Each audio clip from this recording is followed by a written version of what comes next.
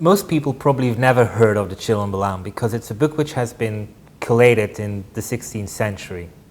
We in the West are familiar with prophecies like the Apocalypse, which very much is obviously a Christian setting, and even the Quran has a setting for an end of world.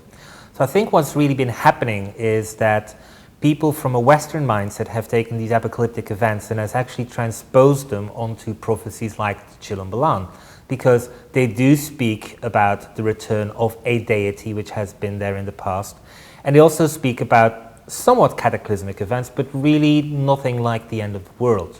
To the Chilan Balam prophecies, 2012 is not the end of the world. We're not all going to die, we're not all going to go to heaven. Next day, we simply have to go about our jobs once again. So I think this is really what Chilan Balam is really so different than anything else we have experienced so far.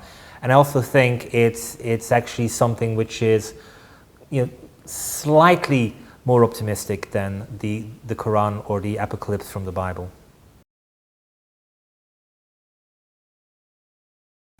The Chilan Balam was written after the Spanish conquistadores came.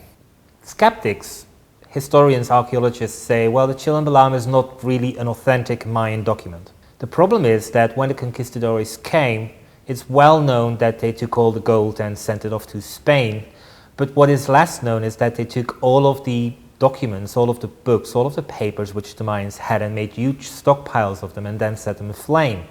So all of the books, all of the myths, all of the material which really made the Mayan culture what it was lost.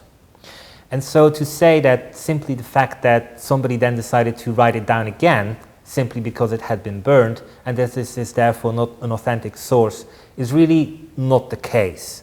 I think we really should begin to study it because rather than just about material about 2012, it contains far more treasures and far more detail about the Mayan civilization as a whole.